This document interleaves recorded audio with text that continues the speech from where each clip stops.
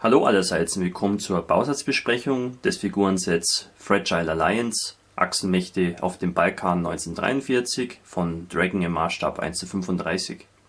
Dieses Figurenset beinhaltet, wie man sehen kann, 4 Figuren. Wir haben hier 3 Kollegen von der Waffen-SS und hier noch einen Italiener, wie man auch unschwer an dieser doch typischen Geste erkennen kann, selbst für die Leute, die sich mit dem Thema nicht so beschäftigen.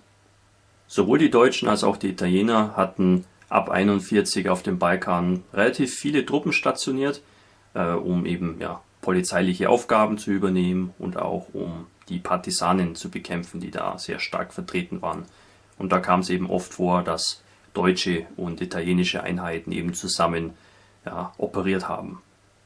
Solche Einsätze gab es vereinzelt auch noch nach der offiziellen Kapitulation von Italien im Jahr 1943, denn nicht alle italienischen Einheiten wurden entwaffnet und heimgeschickt, sondern es gab auch vereinzelte Einheiten bei den Italienern, die auf deutscher Seite weitergekämpft haben bis ins Jahr 1945. Genauso gab es auch auf alliierter Seite italienische Einheiten, die dort im Einsatz standen. Das ist eine ähnliche Situation wie bei den Franzosen.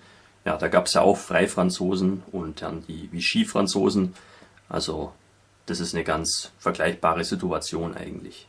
Der Bausatz stammt aus dem Jahr 2009 und seitdem ist von Dragon figurenmäßig nicht mehr allzu viel nachgekommen, abgesehen von ein paar vereinzelten Sets hier und da, aber bei weitem nicht mehr so viel wie früher. Das ist ein bisschen schade.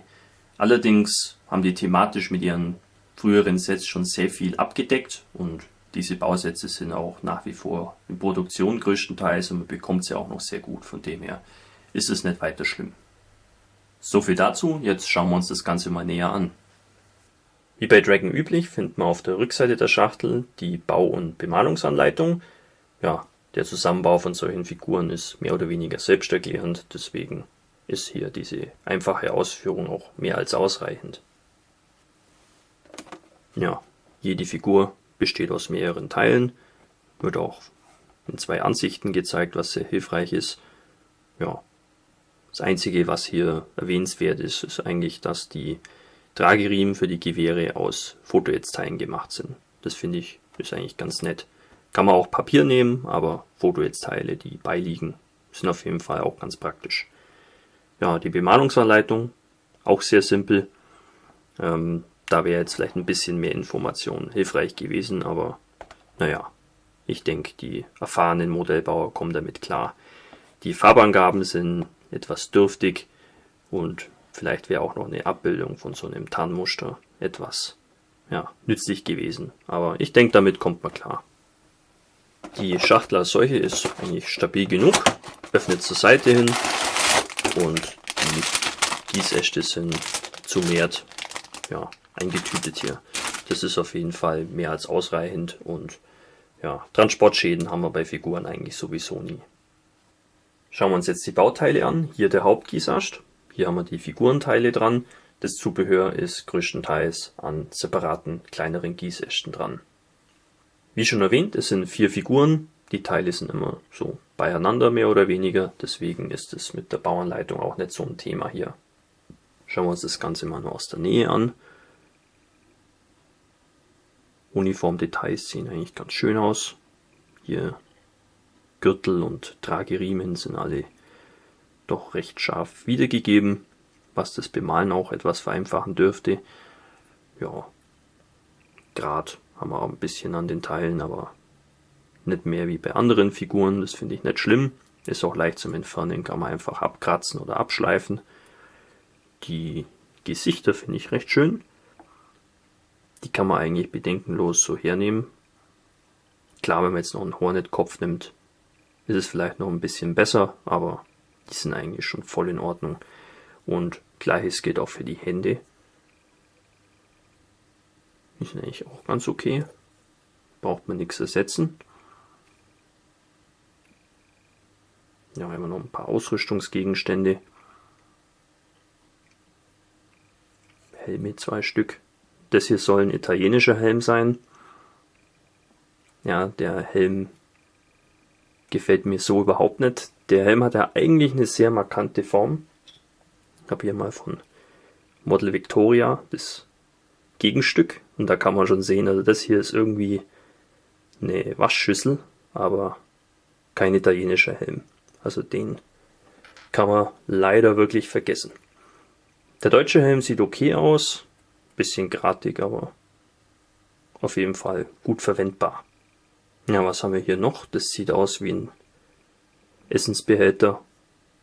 Und hier haben wir noch zwei Trommelmagazine fürs MG und das ist auch in so einem Tragebehälter drin. Hier. Ja, schöne Figuren. Klar kann man noch ein bisschen aufwerten. Mehr Grad als üblich ist auch nicht dran. Einzig der wirklich sehr missratene italienische Helm stört. Weitere Ausrüstungsgegenstände für unsere Figuren bekommen wir hier an diesem Spritzling. Der stammt aus der Gen 2 Reihe von Dragon. Ja, finde ich schön, dass der beiliegt, weil der ist wirklich sehr schön und nützlich. Ja, hier haben wir allerlei Zubehör wie Gasmaskenbehälter, Zeltbahnen, Bajonette, Brotbeutel, Magazintaschen und so weiter. Das ist alles recht nett, aber das wirklich Schöne sind die Helme. Die mag ich sehr gern, sind wunderbar detailliert und können auch vernünftig ausgelöst werden, ohne dass man irgendwie Gefahr läuft, was zu beschädigen. Ja, üblicherweise ist das immer hier so am Rand befestigt und das ist immer nicht so elegant.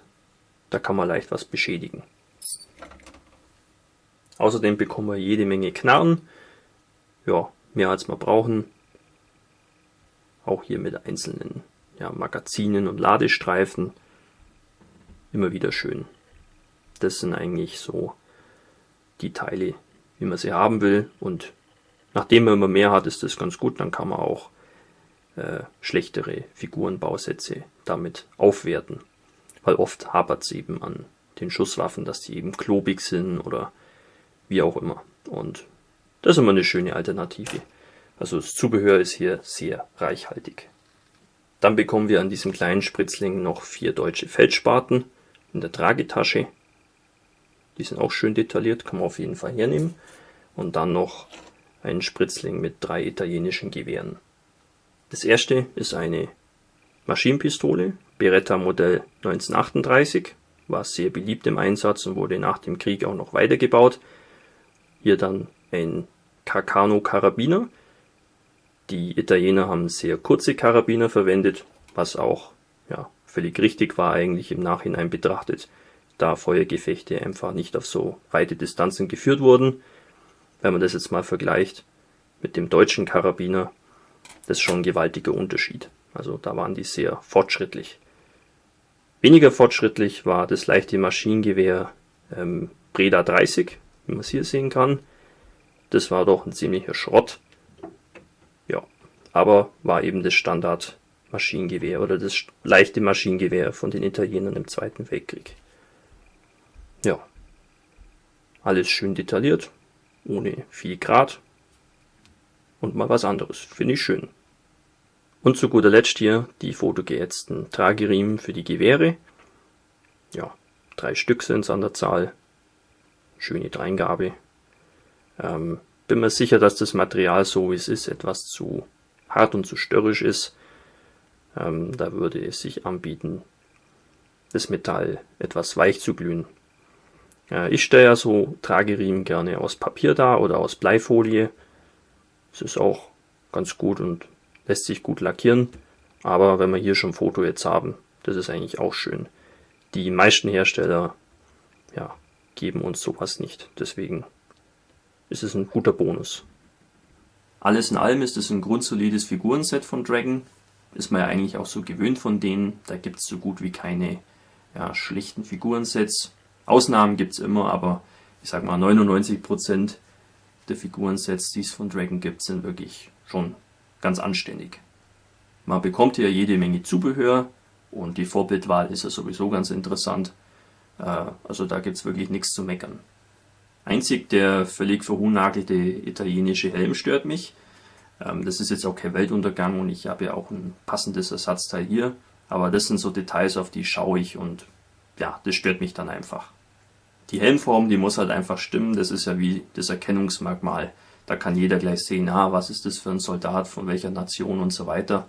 Und wenn halt der Helm bloß irgendwie so eine Suppenschüssel ist, ja, oder eine Salatschüssel, dann finde ich das nicht so toll. Und gerade der italienische Helm hat eine sehr eigene Form, die einfach gut dargestellt gehört. Wie anfangs schon erwähnt, der Bausatz stammt aus dem Jahr 2009, ist also nicht gerade mehr das Neueste auf dem Markt, ist aber immer noch gut erhältlich. Interessant finde ich bloß, dass die Preise für den Bausatz doch relativ stark schwanken können hierzulande. Also je nachdem, bei welchem Händler man schaut, kostet es so zwischen 13 und 18 Euro. Und das ist immer so eine Frage, ob man das ausgeben will. 13 Euro oder 14 Euro, das finde ich okay. Man hat ja auch jede Menge Zubehör hier drin. Wenn es dann aber so auf die 18 Euro zugeht, dann würde ich sagen, das ist auf jeden Fall zu teuer für das Gebotene. Aber man hat ja die Wahl und es gibt ja auch noch Internet-Auktionshäuser und so weiter. Oder auch Messen, wo man den Bausatz auf jeden Fall für wenig Geld bekommen kann.